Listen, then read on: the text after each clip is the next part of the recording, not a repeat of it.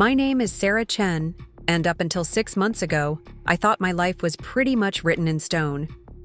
I owned a small art gallery in Riverside, Oregon, lived in the same Victorian house I'd called home for 15 years, and had what most people would consider a predictable routine.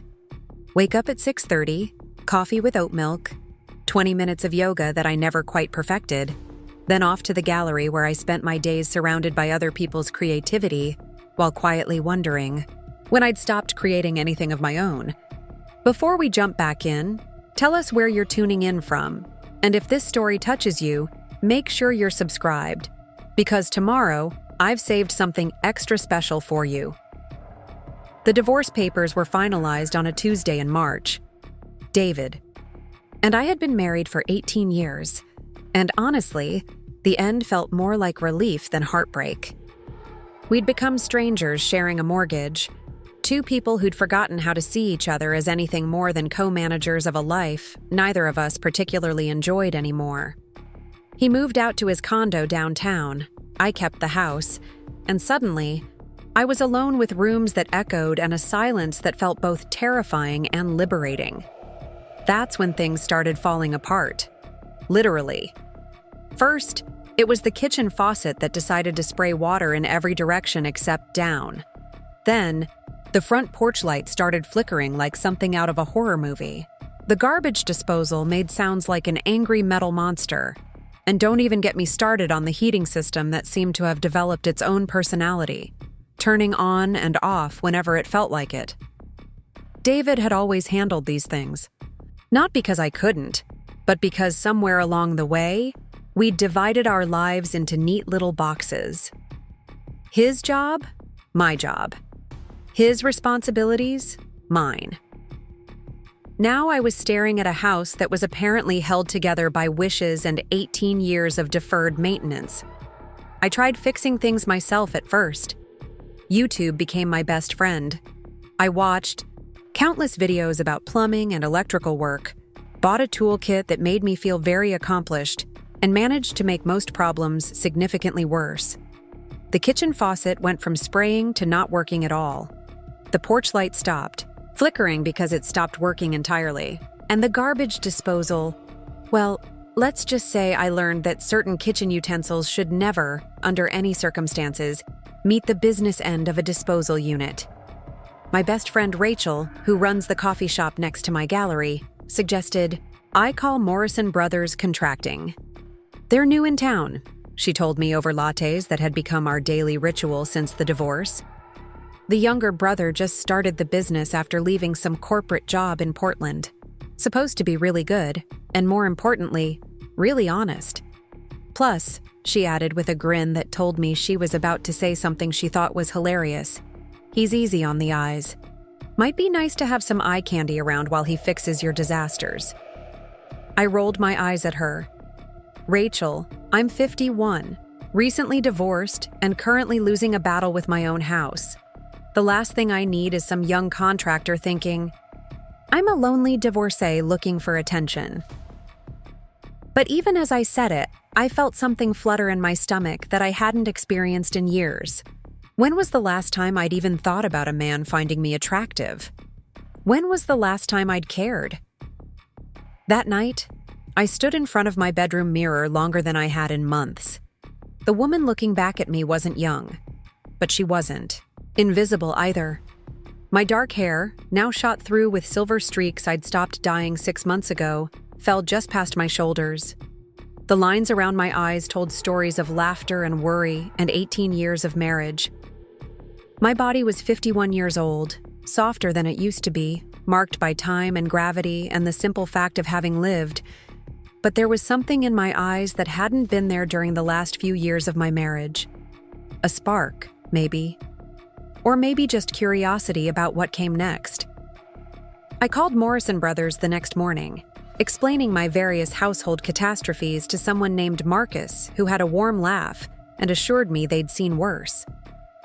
We scheduled an appointment for the following Thursday at 7 in the morning, which seemed unreasonably early until I realized that meant getting the work done before I had to open the gallery. Marcus mentioned his brother Jake would be handling the job personally since it sounded like I needed someone with experience in older homes. Thursday morning arrived with the kind of October rain that makes Oregon famous, steady and gray and somehow cozy. I'd set my alarm for 6:15, planning to be fully dressed and presentable by 7. Instead, I woke up at 6:55 to the sound of knocking on my front door. I stumbled out of bed, my silk robe barely tied, hair doing things that defied both gravity and logic, and hurried downstairs without thinking about anything except getting to the door before whoever it was gave up and left. I yanked open the front door and found myself face to face with the kind of man who makes you forget how to form complete sentences. He was tall, maybe 6'2", with dark brown hair that looked like he'd been running his hands through it, and the kind of broad shoulders that suggested he actually used his body for work rather than just gym selfies. His eyes were this incredible shade of green, like sea glass. And when he looked at me, really looked at me, I felt something I'd almost forgotten existed. I felt seen. Ms. Chen? His voice was deeper than I'd expected, with just a hint of morning roughness that made my stomach do inappropriate things. I'm Jake Morrison. I'm here about your house repairs. Standing there in my bathrobe, suddenly very aware that I was wearing nothing underneath except the kind of underwear you choose for comfort rather than seduction, I felt heat creep up my neck. This was not how I'd planned to meet the contractor.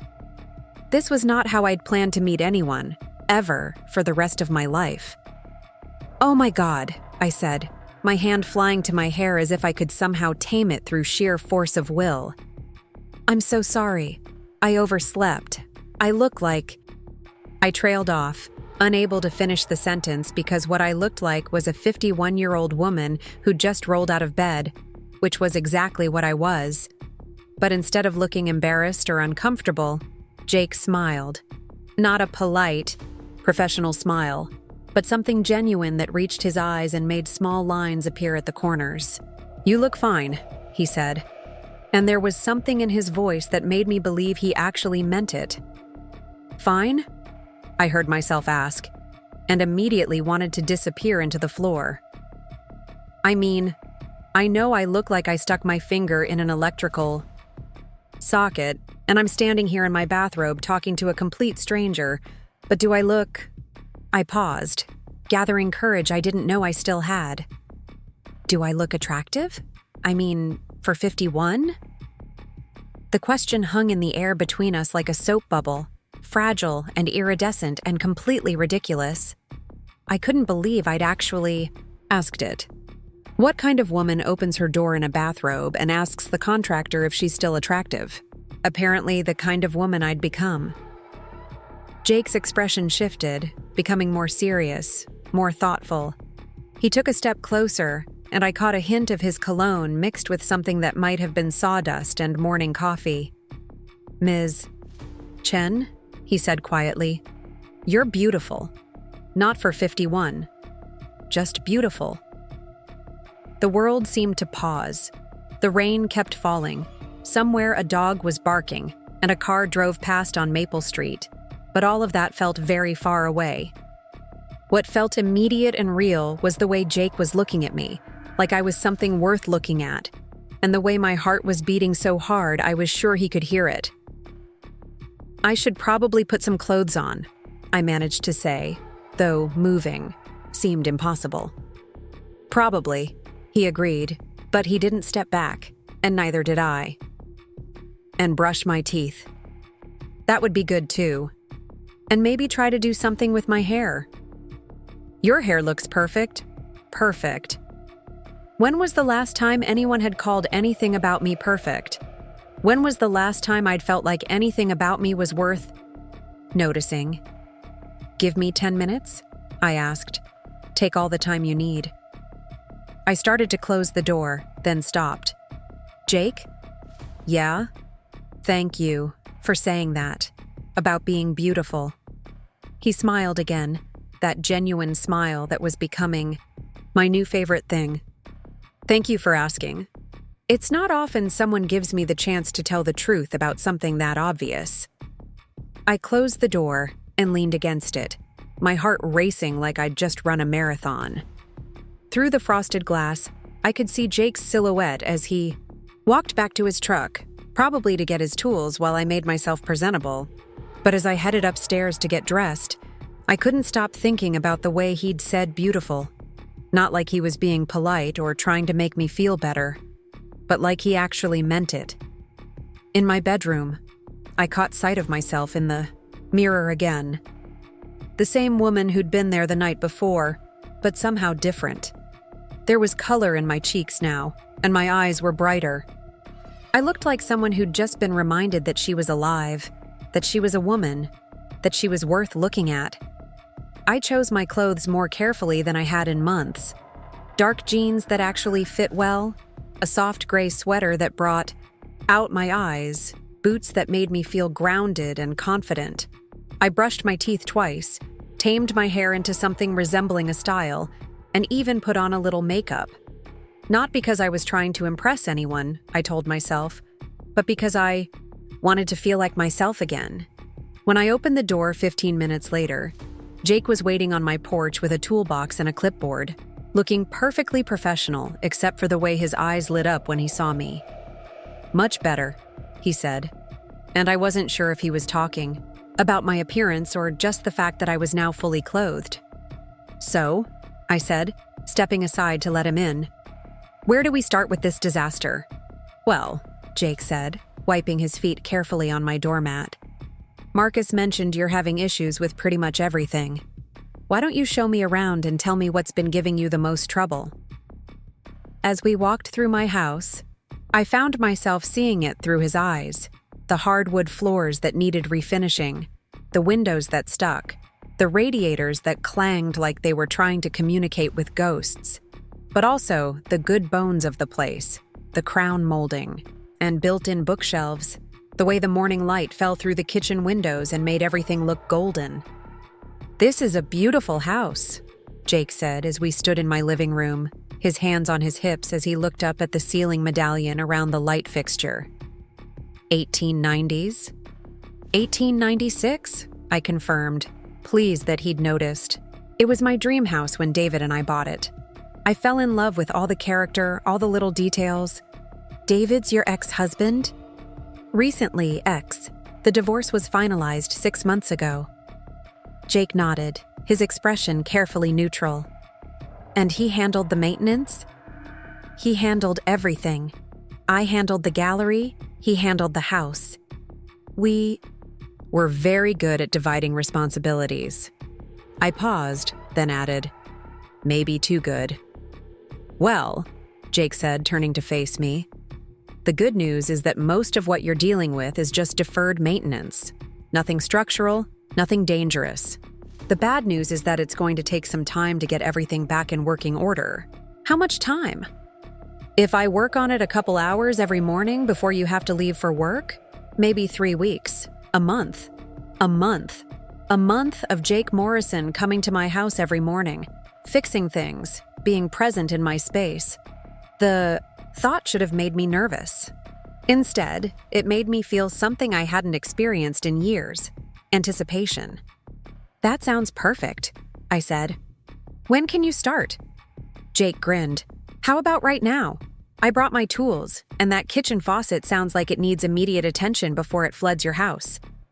As Jake set up his workspace in my kitchen, laying out tools with the kind of practiced efficiency that spoke of years of experience, I made coffee and tried to process what had just happened. 2 hours ago, I'd been Sarah Chen, 51-year-old gallery owner going through the motions of her post-divorce life. Now I was Sarah Chen, 51-year-old woman who'd just been called beautiful by a man who looked at her like she was worth seeing. "So," Jake said from under my kitchen sink, his voice slightly muffled, "how long have you owned the gallery?" 8 years. I started it after Emma, my daughter, went to college. It was my way of doing something creative without having to be an artist myself. "Emma lives in Portland?" "Seattle, actually. She's a software engineer. Very practical, very smart. Gets that from her father." "And the artistic side? That from you?" I thought about that as I watched Jake work.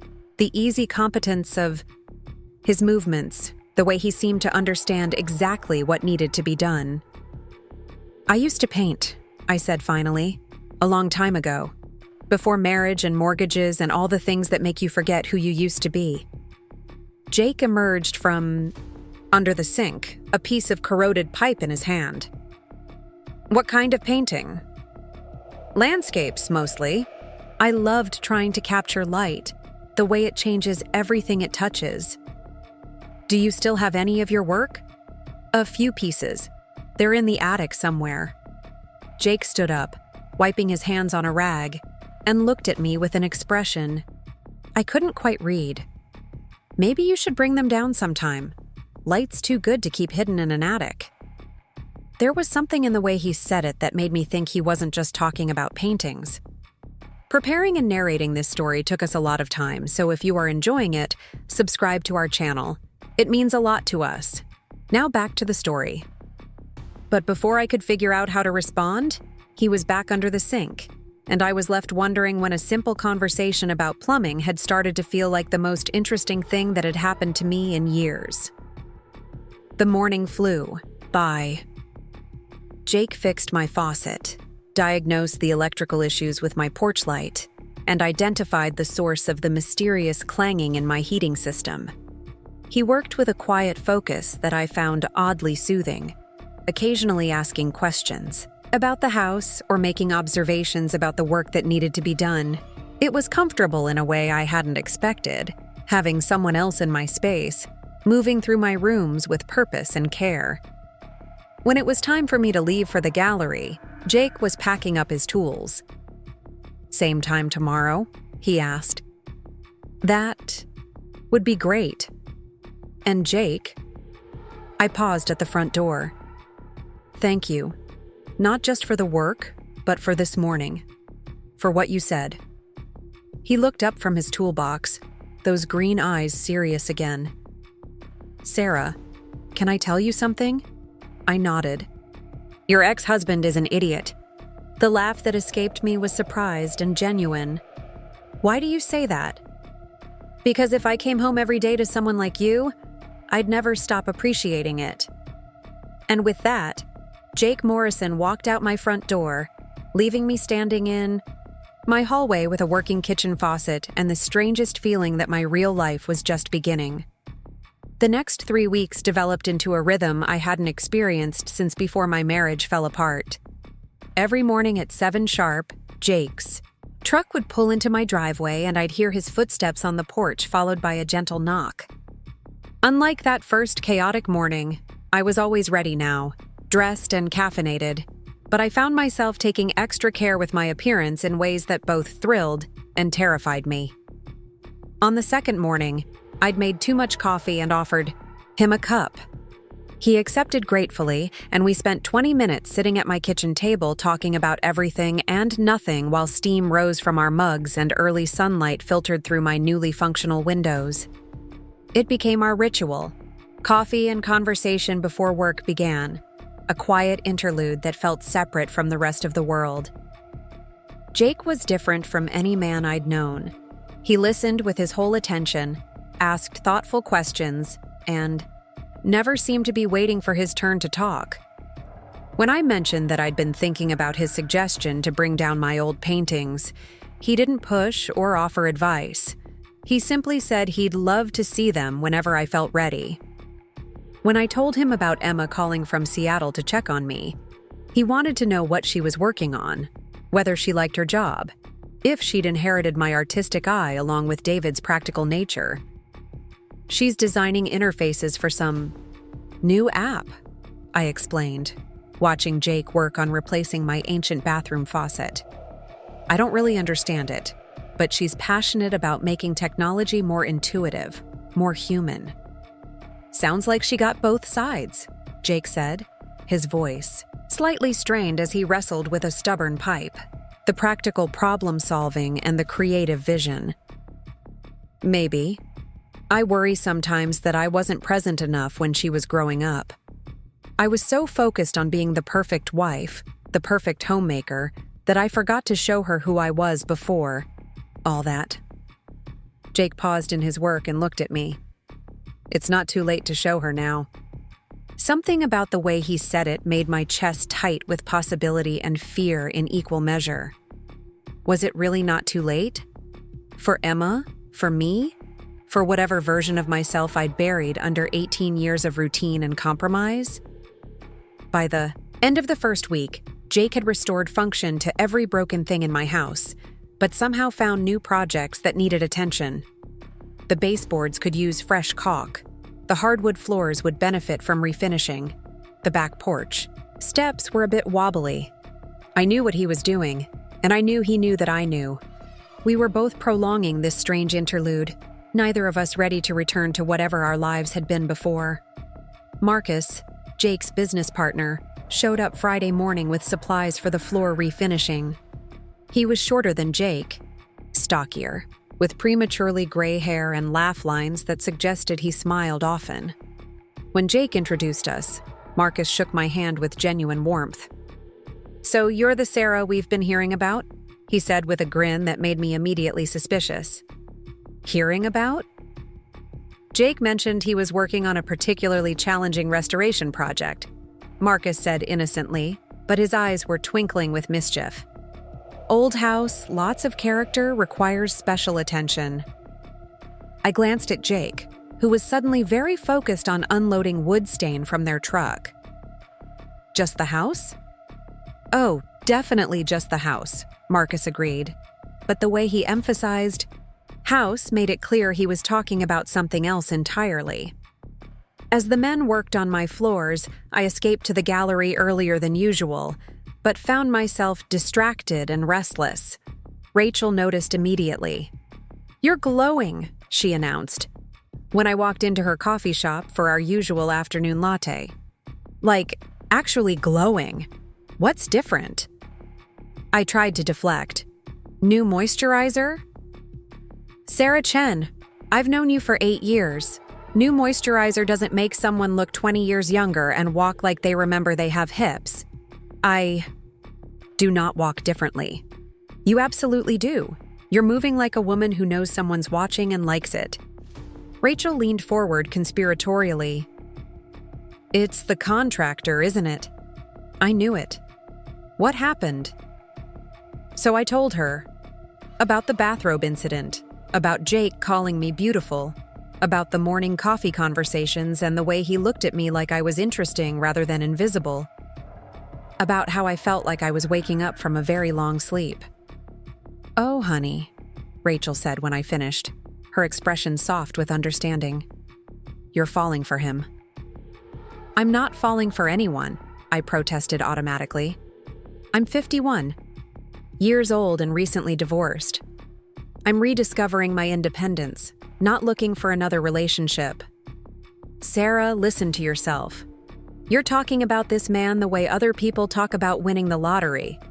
She was right, of course. But admitting it felt dangerous, like naming something that was too fragile to survive in the open air.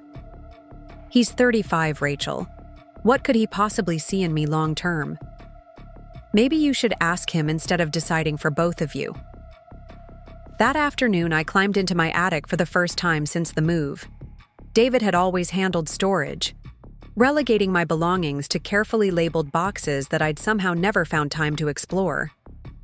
Now, surrounded by the detritus of 18 years of marriage, I searched for the canvases I'd packed away when Emma started kindergarten and my artistic ambitions got buried under school schedules and soccer practices.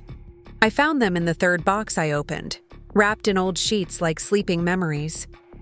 There were maybe a dozen paintings, landscapes mostly, from the years when I still believed I might be an artist. They were amateur work. I could see that now. But there was something in them that surprised me. Light, joy, a way of seeing the world that I'd forgotten I possessed. I carried 3 of them downstairs and leaned them against the living room wall where the afternoon sun could reach them. They looked strange in my house, like visitors from a life I'd abandoned, but not unwelcome. When Jake arrived the next morning and saw them, he stopped in the doorway and went very still. "Sarah," he said quietly, "these are incredible. They're Amateur work from 20 years ago. They're honest, he corrected, stepping closer to examine the brushwork. Look at the way you captured the light on this water. The way the shadows fall across this field. This isn't amateur anything. This is the work of someone who really sees. I joined him in front of the paintings, trying to see them through his eyes instead of my own critical assessment. I always wanted to get better, to take classes, maybe show somewhere, but life got in the way. Life didn't get in the way, Jake said, turning to face me. You let other people convince you that your dreams weren't important. The truth of that hit me like a physical blow. How many times had David suggested that my painting was a hobby rather than a pursuit? How often had I chosen his needs, Emma's needs, everyone's needs over the quiet voice that whispered about canvases and color? I wouldn't even know where to start again, I admitted. You start by picking up a brush, Jake said simply. Everything else figures itself out. That weekend, for the first time in months, I didn't have Jake's morning visit to look forward to. The house felt unnaturally quiet, without the sound of his tools, his occasional humming, the comfortable rhythm of someone else's presence. I found myself wandering from room to room, noticing how different everything looked. Not just because of the repairs and improvements, but because I was different too. Saturday evening, I was reading in my living room when the doorbell rang. Through the peephole, I saw Jake standing on my porch holding a small canvas and what looked like a set of paints. I hope this isn't presumptuous, he said when I opened the door, but I saw these at the art supply store and thought maybe... He trailed off, suddenly uncertain. You bought me paints? Just basic acrylics. And a small canvas. I know you probably have preferences about brands and materials, but I thought maybe if they were just sitting here, you might pick them up sometime. I took the supplies from him, feeling the weight of the canvas, the smooth tubes of paint. Jake, this is... I struggled for words. No one's ever bought me art supplies before, even when I was painting regularly. Well, that's a crime, he said firmly. Everyone should have someone in their life who believes in their dreams.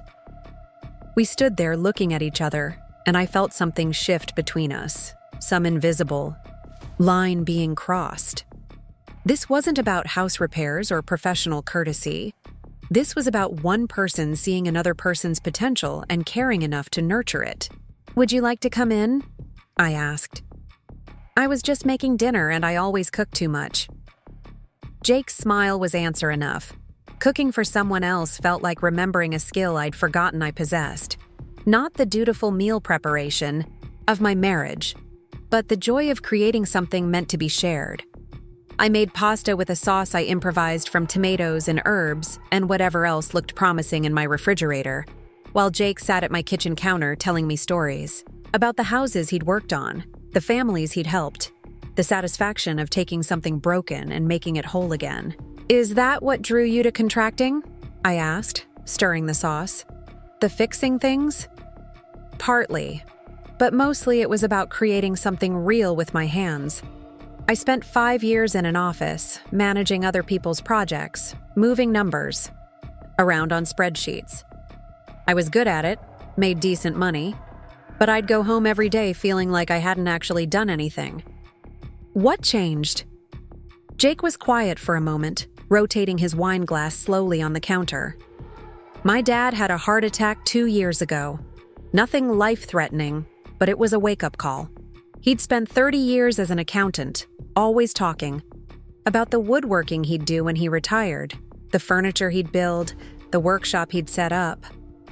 After the heart attack, I realized he might never get that chance, and I might be heading down the same path. So, you left your job? I left. My job convinced Marcus to be my partner and started Morrison Brothers. Dad thought I was crazy at first, giving up financial security to work with my hands. But now he comes by job sites sometimes, offers unsolicited advice about technique and efficiency. I think he's living vicariously through what I'm doing. No regrets? Only that I waited so long. Jake met my eyes. What about you? Any regrets about the divorce? I considered the question while I plated our pasta, thinking about David, about the life we'd built together, about the woman I'd been in that marriage versus the woman I was becoming now. I regret that we stopped seeing each other, I said, finally. Somewhere along the way, we became roommates instead of partners. I regret that I let myself disappear into being a wife instead of remaining myself. But I don't regret that it's over. We both deserve more than what we'd become. Dinner stretched into the evening. We talked about books and travel, about the places we'd been and the places we wanted to go. Jake had spent a summer in Italy during college, working on a restoration project in Tuscany, and his descriptions of the light and the landscape made me hungry to paint again in a way I hadn't felt in years. I keep thinking about what you said, I told him as we finished the bottle of wine I'd opened, about picking up a brush and letting everything else figure itself out. Are you going to? I'm terrified, I admitted. What if I've lost whatever ability I had? What if I try and it's awful? Then it's awful, Jake said with a shrug. So what? The only real failure is not trying. You make it sound so simple. Maybe it is simple. Maybe we're the ones who complicate it. When Jake left that night, he kissed my cheek goodbye, a gesture so natural and unplanned that neither of us seemed to realize it had happened until after. I stood in my doorway watching his taillights disappear down Maple Street, touching the spot where his lips had been, feeling like a teenager with her first crush. Sunday morning, I woke early and found myself standing in front of the easel I'd set up in my living room. The canvas Jake had bought me was small, unintimidating, and the tubes of paint seemed to whisper possibilities. I squeezed out small amounts of blue and white and yellow, colors of morning light, and picked up a brush for the first time in 2 decades. I painted my kitchen window as I'd seen it that first morning when Jake arrived, soft light filtering through rain-streaked glass, the kind of ordinary magic that happens every day if you're paying attention. It wasn't a masterpiece, but it was honest. It was mine. It was a beginning. When I heard Jake's truck in my driveway Monday morning, I met him at the door with paint still under my fingernails and something I'd forgotten I could feel. Pride in something I'd created. You did it, he said, seeing the canvas on my easel, and his smile was brighter than any spotlight that had ever shined on any gallery wall. I did it, I agreed, and felt like I was talking about more than just painting. But as Jake began work on the final items on his list, replacing the weather stripping around my front door, caulking the last gaps in my bathroom tile, I realized our time was running out. Soon, there would be nothing left to fix. No reason for him to come to my house every morning. No excuse for the coffee and conversation that had become the best part of my day. What happens when you're finished here? I asked him Wednesday morning, trying to keep my voice casual. Jake looked up from the baseboard he was painting. What do you mean? I mean, this was a professional arrangement. You were hired to fix my house and you fixed it. Beautifully. But when there's nothing left to repair? Sarah, Jake said, setting down his brush and giving me his full attention. Do you really think I've been coming here every morning for 3 weeks? Because of your plumbing? The question hung between us, loaded with possibility and fear, and all the things we'd been dancing around since that first morning. I don't know, I said honestly. I don't know what this is, or what you want, or what I'm supposed to want. I've been married for 18 years and divorced for 6 months. I don't know the rules anymore. Jake stood up, crossing the small space between us. There are no rules, Sarah. There's just this.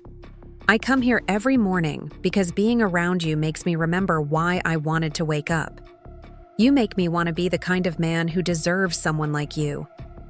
Someone like me? Jake, I'm 51. Years old. I have stretch marks and gray hair and a daughter who's almost your age. I don't know what kind of future I can offer anyone. You can offer yourself, he said simply. That's all anyone really wants.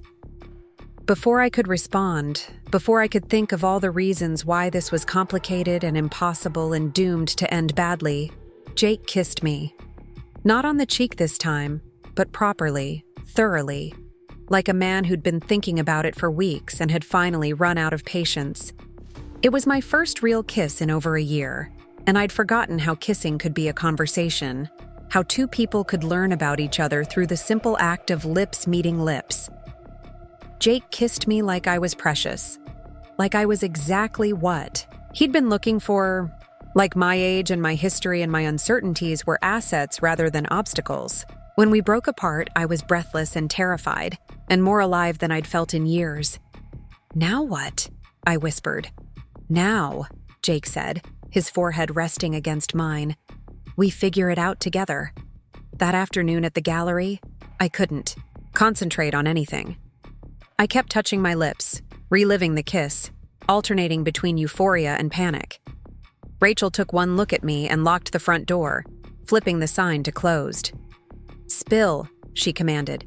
"Everything, now." So I told her about the painting, about dinner, about Jake's kiss, and the way he'd looked at me like I was the answer to a question he'd been asking his whole life. "And you're terrified," Rachel said when I finished. "Completely." "Good. That means it matters. But what if I'm too old for this? What if I've forgotten how to be in a relationship?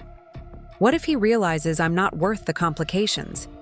Rachel grabbed my hands across the small table in her shop. "Sarah, listen to me. You've spent 18 years making yourself smaller to fit into someone else's idea of who you should be. Don't do it again. Don't talk yourself out of something beautiful because you're afraid it won't last forever. But what if it doesn't?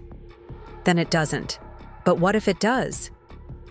That night, I stood in front of my easel again, but instead of painting another landscape, I found myself mixing colors I'd never tried before, warm browns and soft pinks, the colors of skin and intimacy and possibility.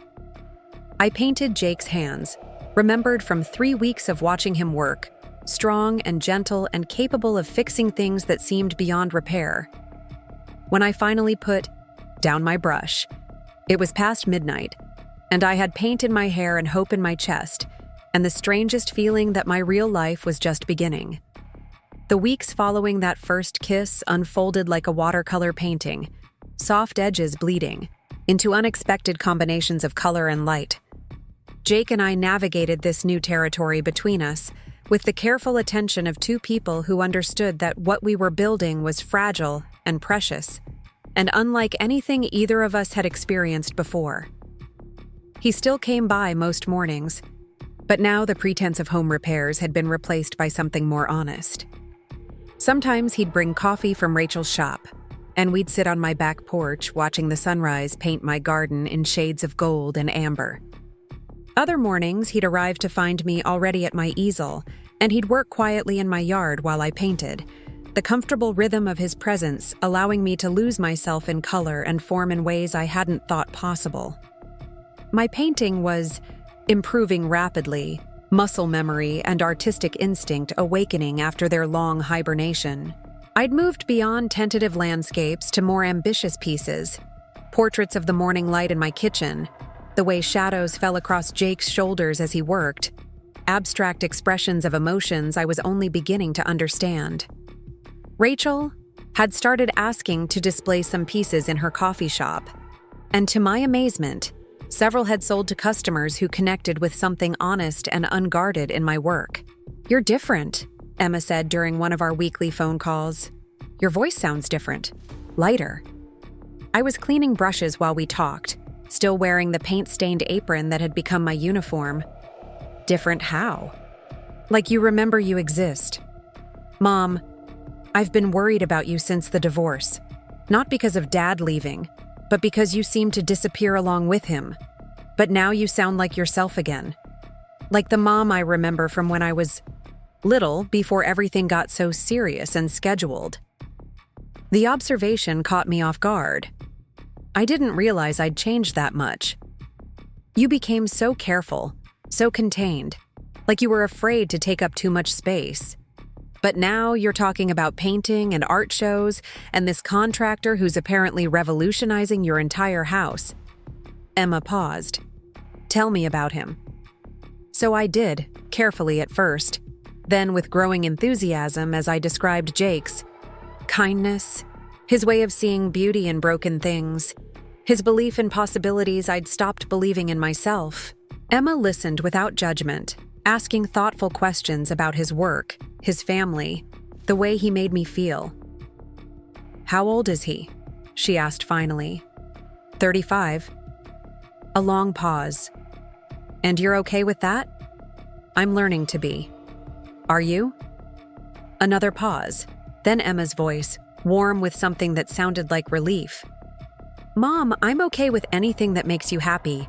Really happy, not just getting through the day happy. You deserve that." After we hung up, I stood in my kitchen feeling the truth of her words settle into my bones. I did deserve happiness. Not just contentment or stability or the absence of conflict, but actual joy. The kind that made me wake up curious about what the day might bring. That Saturday, Jake suggested we drive to the coast. "There's this lighthouse about an hour north," he said over breakfast at my kitchen table. "I worked on restoring it 2 years ago. I keep thinking you'd love to paint it." We drove with the windows down, autumn air rushing through my hair, Jake's playlist providing a soundtrack of folk music and classic rock that somehow perfectly matched the rolling hills and farmland passing outside. I felt like a teenager skipping school, giddy with the simple pleasure of going somewhere new with someone who wanted to share it with me. The lighthouse was everything Jake had promised: weathered white stone standing against dramatic cliffs, and endless ocean. But what took my breath away wasn't the postcard beauty of the scene. It was watching Jake's face as he pointed out details of the restoration work, the pride in his voice as he explained how they'd preserved the original stonework, while updating the internal mechanisms for modern use. "You really love what you do," I said as we walked along the rocky shore. "I love making old things work again," he agreed. There's something satisfying about taking something that's been written off as broken and proving it still has good years left. I stopped walking, struck by the metaphor. "Is that what you think you're doing with me?" Jake turned, his expression serious. "Sarah, you were never broken. You were just convinced to believe you were." We had dinner at a small restaurant overlooking the harbor, the kind of place where the menu was written on a chalkboard and everything was made from scratch. The conversation flowed as easily as the wine, touching on books we'd loved, places we wanted to travel, dreams we'd put aside and were slowly learning to reclaim. "I used to want to paint in Italy," I confided over dessert. "All those rolling hills and ancient buildings and light that painters have been trying to capture for centuries. I had this fantasy about renting a cottage in Tuscany for a few months. Just painting and drinking wine and remembering what it felt like to create something beautiful." "What's stopping you?" "Reality. Responsibility. The gallery needs me, and I can't just abandon my life for a fantasy." Jake leaned forward, his eyes intense. "What if it's not a fantasy? What if it's just a plan that hasn't happened yet?" "Jake, I'm 51 years old. I can't just run away to Italy like some character in a romance novel." "Why not? Your daughter's grown and independent. You own your own business. You have savings from the divorce settlement. What's really stopping you?" The question hung between us as we drove home in comfortable silence, but I couldn't stop thinking about it. What was stopping me? Fear, mostly. Fear of taking up too much space, of wanting too much, of disappointing people who depended on me. But also fear of discovering that my dreams, once pursued, might turn out to be smaller than I'd imagined. The next week brought our first real test. David called on Tuesday evening, his voice carrying that particular tone of reasonable authority that had once made me feel like a child being gently corrected. "Sarah, I need to discuss something with you. Emma mentioned you're seeing someone." Emma mentioned correctly. She said he's significantly younger than you. I gripped the phone tighter, feeling the familiar surge of defensive anger that David's disapproval always triggered. Is there a question in there somewhere? I'm concerned about your judgment. This is a vulnerable time for you, and I don't want to see you make decisions you'll regret. Decisions like what, David? Like being happy? Like allowing someone to care about me? Like getting involved with someone who's clearly taking advantage of your emotional state? The accusation hit me like a slap. You don't know anything about Jake or our relationship. I know he's a contractor working on your house, and now he's dating you. That seems convenient. What seems convenient is you suddenly caring about my emotional well-being after 18 years of taking it for granted. The silence stretched between us, thick with 18 years of unspoken resentments and careful politeness. I'm just trying to look out for you, David said finally, his voice softer. I don't need you to look out for me anymore. That's what divorce means. After I hung up, I sat in my kitchen shaking with anger and hurt, and the terrible suspicion that maybe David was right. Maybe I was being naive. Maybe Jake was too young, too good to be true. Maybe I was setting myself up for heartbreak by believing that someone like him could genuinely care about someone like me. When Jake arrived, the next morning, he took one look at my face and set down his coffee cup. What's wrong? I told him about David's call, about the doubts that had kept me awake all night, about the voice in my head that whispered I was being foolish. Jake listened without interrupting, then sat quietly for a long moment before speaking. Sarah, can I ask you something? When you look at me, what do you see? The question surprised me. What do you mean? I mean, when you look at me, do you see someone who's young and irresponsible and probably using you for something? Or do you see someone who's fallen completely in love with a brilliant, talented, beautiful woman who happens to be 16, years older than him? My breath caught. In love? Completely. Embarrassingly. The kind of love that makes me drive by your house on my way to other jobs just to see if your car's in the driveway. The kind that makes me save up funny stories all day so I can tell them to you the next morning. The kind that makes me want to be better than I am, so I can deserve you. I stared at him, this man who'd walked into my life through a broken faucet, and somehow fixed things I hadn't even known were broken. I'm scared, I whispered. Of what? Of believing this is real and then losing it. Of being too much or not enough.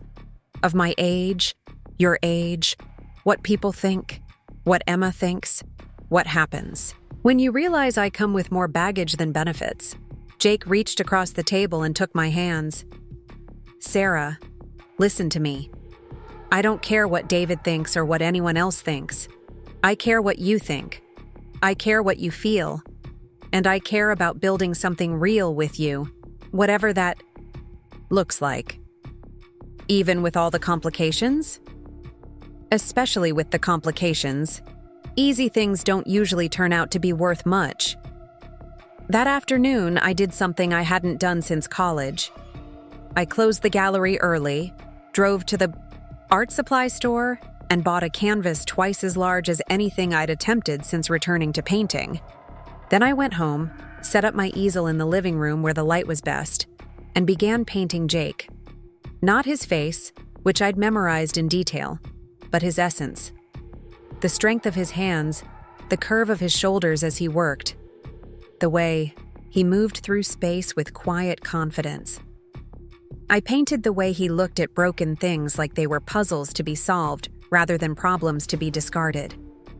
I painted the gentleness in his touch, the patience in his voice, the way he saw beauty in places others saw only damage. I was still painting when he knocked on my door that evening, having let himself into a creative trance so deep I'd lost track of time entirely.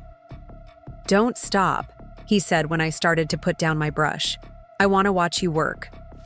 So I continued, painting while Jake made dinner in my kitchen, the domestic intimacy of the moment feeling both foreign and natural. He moved through my space like he belonged there, And maybe he did. Maybe belonging wasn't about time or convention or other people's expectations.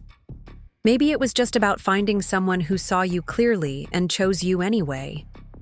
"It's beautiful," Jake said when I finally stepped back from the canvas. "It's you. It's how you see me. Is there a difference?" He kissed me then, paint still wet on my hands, flour from dinner prep dusting his shirt, and I thought about how the best moments in life were usually the unplanned ones, the ones that happened when you stopped trying to control the outcome and just let yourself be present for whatever was unfolding. The following weekend, Jake surprised me with tickets to an art exhibition in Portland. "Local artists," he explained. "I thought you might like to see what other people in the area are creating." The gallery was small and crowded, filled with the kind of passionate art lovers who attend openings on Saturday afternoons. I moved through the space feeling simultaneously inspired and intimidated, surrounded by work that ranged from amateur to exceptional, all of it created by people brave enough to put their vision into the world. "You should have a show," Jake said as we stood in front of a landscape that reminded me of my own work. "I'm not ready for that." "When will you be ready?" "I don't know. When I'm better. When I have more pieces. When I'm sure I won't embarrass myself." "Sarah," Jake said, turning to face me, "you're never going to feel ready. Ready is a myth we tell ourselves to avoid taking risks." As we were leaving the gallery, a woman approached us, elegant and probably in her 60s, with silver hair and the kind of confidence that suggested success in whatever field she'd chosen. "Excuse me," she said. "I couldn't help overhearing your conversation about having a show. Are you an artist?"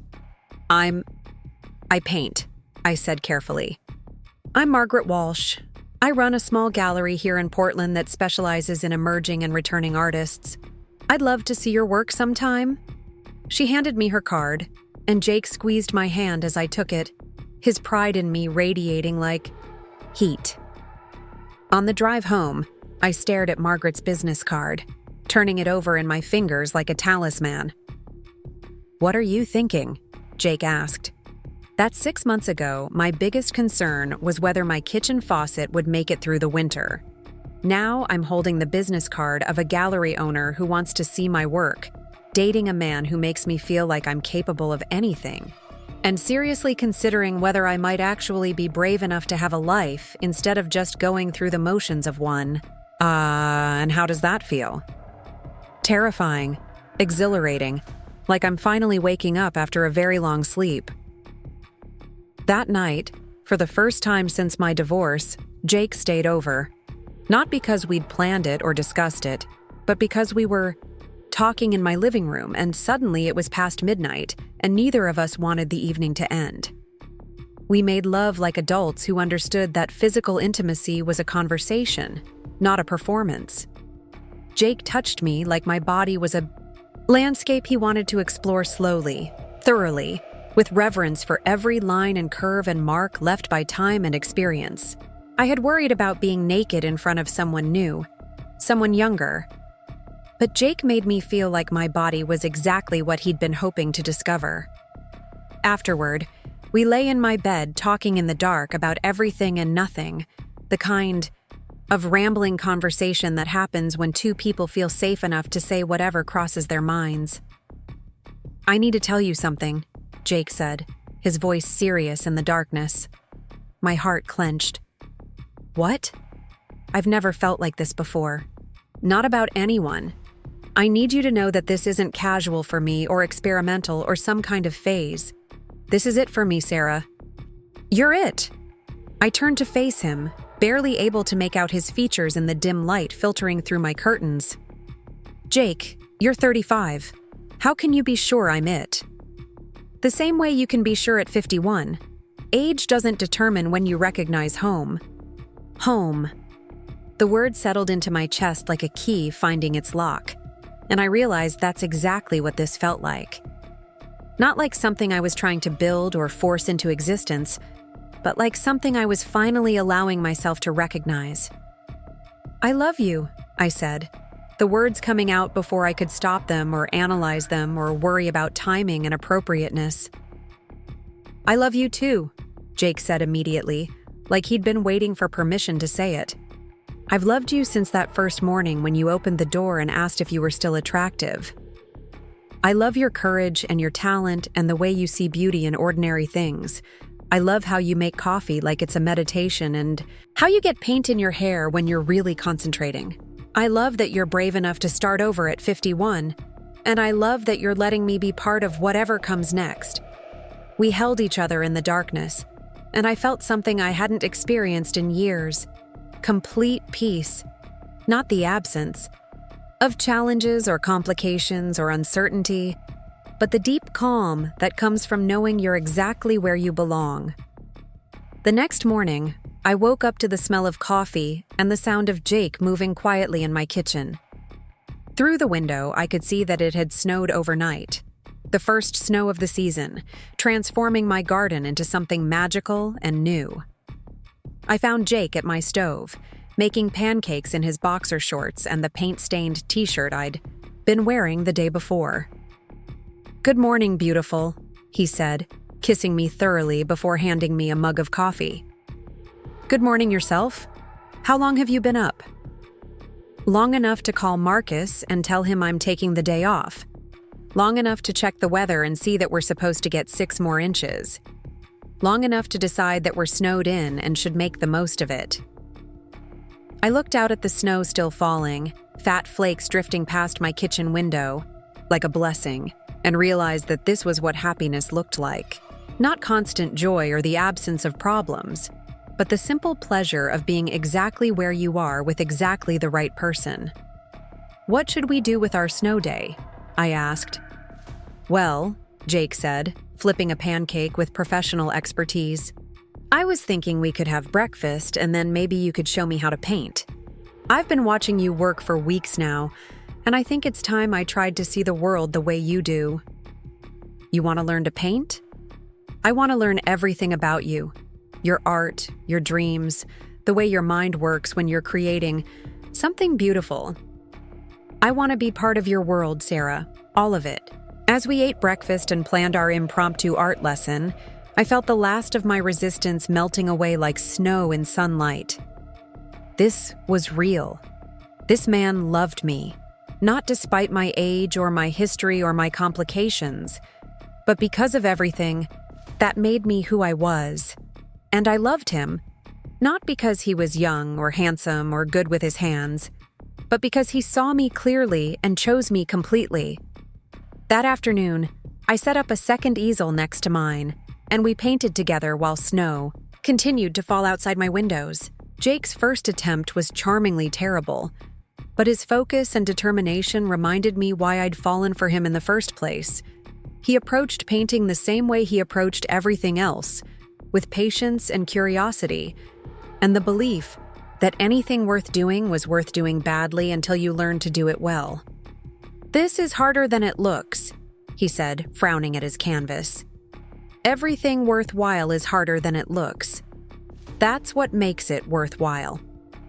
As evening approached and the snow finally stopped, we stood back to admire our work. My painting captured the way the afternoon light had played across Jake's concentrated face as he worked. His painting, despite its technical limitations, somehow managed to convey the warmth and intimacy of the day we'd shared. "Not bad for a first attempt," I said. "Not bad for a new beginning," Jake agreed. That night, as we cooked dinner together and talked about everything and nothing, I realized that this was what I'd been searching for my entire adult life without knowing it. Not perfection or security or other people's approval, but this simple, profound joy of being fully known and completely loved. 6 months later, I had my first art show at Margaret Walsh's gallery in Portland. The opening was small but well attended, and to my amazement, several pieces sold that first night. Jake was there, of course, beaming with pride and introducing me to everyone as the most talented artist in Oregon. Emma flew in from Seattle for the opening, and watching her walk through the gallery looking at my work with genuine admiration was one of the proudest moments of my life. "I'm so proud of you, Mom," she said, as we stood in front of the painting I'd done of Jake on that first snow day. "Not just for the art, but for having the courage to become yourself again." A year later, Jake and I bought a small house together, something that needed work but had good bones and endless possibilities. It was neither his place nor mine, but ours, a fresh start for the life we were building together. We never did make it to Italy, but it turned out we didn't need to. Home wasn't a place on a map or a dream deferred until someday. Home was Jake making coffee in our kitchen while I painted at the easel by the window. Home was the sound of his tools in the workshop he'd built in our garage, the smell of turpentine and sawdust mingling in the air we shared. Home was the way he still looked at me like I was the most beautiful thing he'd ever seen, and the way I'd learned to believe him. Sometimes people asked about the age difference, usually with barely concealed disapproval or prurient curiosity. But Jake and I had learned that other people's opinions were like weather, constantly changing and ultimately irrelevant to the life we were living inside our house, inside our love, inside the space we'd created for two people who'd found each other exactly when they needed to. On our second anniversary, Jake surprised me with an easel he'd built himself, crafted from reclaimed wood and fitted with every feature I'd ever mentioned wanting. As I ran my hands over the smooth surfaces and perfect joints, I thought about how love, like art, was about taking raw materials and turning them into something beautiful, something that hadn't existed before two people decided to create it together. "Do you ever regret it?" I asked him that night as we sat on our porch watching the sunset paint the sky in shades of coral and gold. "Regret what?" "Choosing someone older, missing out on the things you might have had with someone your own age." Jake took my hand, his thumb tracing the paint stains that seemed permanently embedded in my skin these days. "Sarah, I didn't choose someone older. I chose you. And you didn't choose someone younger. You chose me. Everything else is just details." He was right, of course. Love wasn't about categories or expectations or the neat little boxes society wanted to put us in. Love was about recognition, about finding the person who saw you clearly and decided that what they saw was exactly what they'd been looking for. That night, as I lay in bed listening to Jake's steady breathing and feeling grateful for every choice that had led me to this moment, I thought about the woman who'd opened her door in a bathrobe 18 months ago, desperate enough to ask a stranger if she was still attractive. She'd been looking for reassurance, for someone to tell her she still had value, that she wasn't invisible. What she'd found instead was something much more precious: the courage to see herself clearly, to value her own worth, to believe she deserved love not because someone else deemed her worthy of it, but because she was. The most beautiful discovery wasn't that Jake found me attractive. It was that I'd learned to find myself beautiful, exactly as I was, exactly where I was in my life. And that, I realized as I drifted off to sleep in the arms of the man who'd helped me remember who I was the most important love story of all. Up next, you've got 2 more standout stories right on your screen. If this one hit the mark, you won't want to pass these up. Just click and check them out.